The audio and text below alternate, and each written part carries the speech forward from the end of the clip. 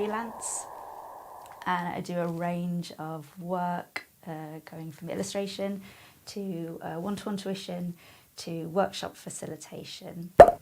And I got into the art world from a very early age, being dyslexic and being diagnosed when I was younger. I used to struggle quite academically, so art was my way of communicating the ways that I would otherwise struggle to with the written word, and that got my interest into illustration. So from school I went to art college, and then from art college I went to study illustration at university, and from then I kind of spent years working with art groups and learning from them, and from professional practicing artists to kind of get into the world of running my own workshops and designing my own art courses, and then developing my facilitation. I think I've always had a vision of being an artist. As I mentioned, it's something that I found the easiest way to communicate. But as I developed over time with my skill and my passion, and I just got older, I think my interest slightly changed. And it's developed really nicely, and all these other little things have come into it, so it feels like I'm a nice place. So this week has seen me doing my role as like a curator on a really exciting project I'm doing with one of the places I work for, and within that role it involves working with other artists and helping to gather work. Also little bits of admin thrown in there, and then also part of that week involves helping to plan like a celebration event, which is also linked in with the curation. So that's really exciting. So it's a little bit of a pivot from the art world, but it's also linked to it. And then I've also been working on some illustration work, and that's kind of fitted in amongst the days when I'm doing going to all these other different places which aren't always in the same place. That's often what a nice, typical, busy working week looks like. In general speaking, I think my ability to empathise, so I bring that into my role as like a facilitator or when I'm running workshops. And then other skills, I guess in a practical artist sense, are my skills that I've built over time. So the skills that I've learnt kind of working with various different art materials. Collaboration helps because then it will kind of link up to other work that you might get. It just helps you increase your skill base. So networking just seems to be an ongoing thing, which I think is really important when you're working freelance particularly. Yeah, I think I've worked with a really various or assortments of different people really. This is speaking of my facilitation work now, or be that art tuition. I think ranging from working with people who have learning disabilities to people living with dementia, and women seeking refuge from abuse. I feel like I've got a big combination of knowledge and experience working with these groups, which I've kind of taken on and helps me to just, I guess, increase my empathy, as I mentioned before, and just,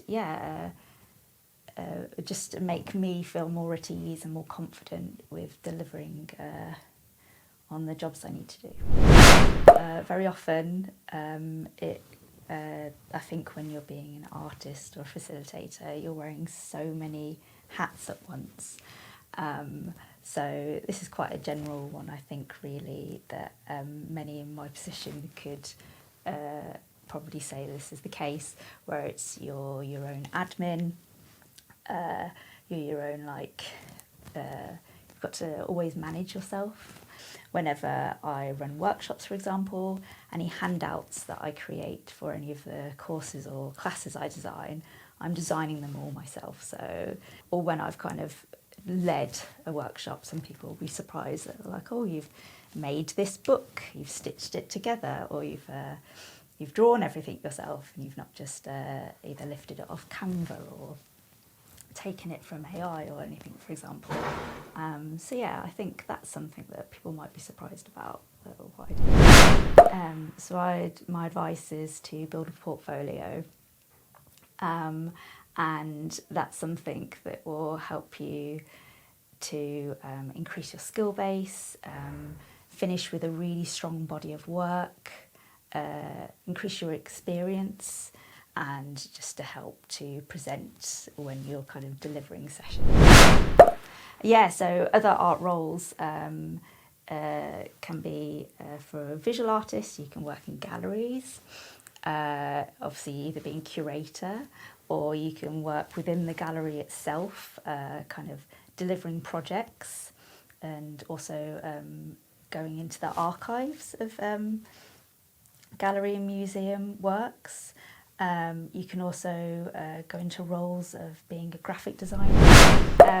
Yeah, so I have worked with people, I guess, outside of the art world, but that's usually gives me work as an artist. So when I mentioned before about networking, it's really useful. It does really help to talk and network with all sorts of people that aren't necessarily directly in the art world, because that could lead to new opportunities or just learning about what's happening in the community, and helping to build your connections with people.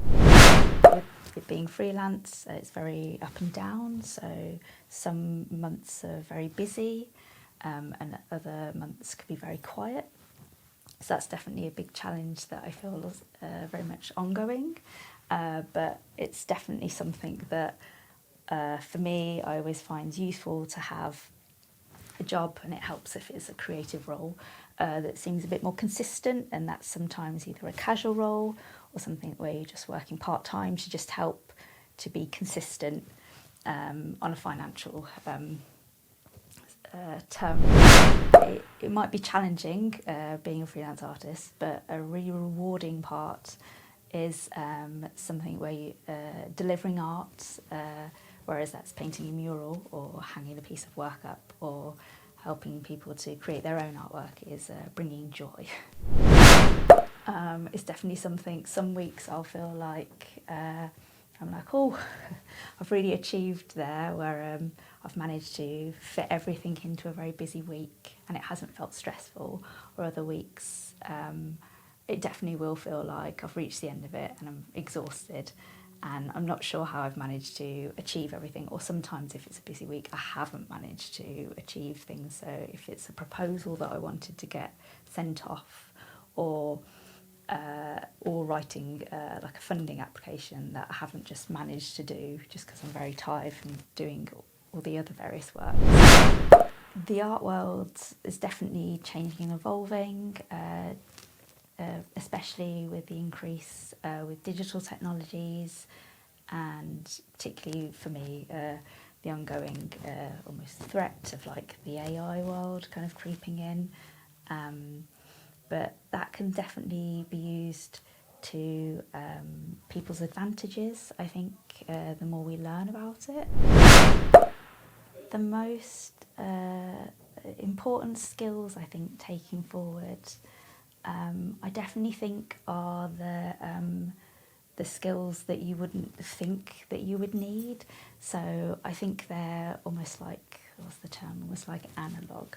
So I think all the skills that I've learned, even as a child, things like just my skills with just drawing with a pencil and with painting. Well, I think I'm really hopeful that I would love to see the crossover, or increase the crossover increase with art and mindfulness, or art and helping and aiding mental health. So I think that's definitely an area that I, on a personal level, would love to see the crossover increase and just improve upon. I usually just say sit and draw, and I'll say you draw all the time. And even if drawing isn't something particularly that you want to use going into the art world, it'll help to increase your creativity and your creative process and your learning. When I was working as a community artist for an art festival, I was working with the community or the general public to create some rag dolls, and from that this was my little example doll. And then off the back of that, when the art trail finished, I created a story, and with that I drew many illustrations and put it together in a little graphic zine, and this is the finished product.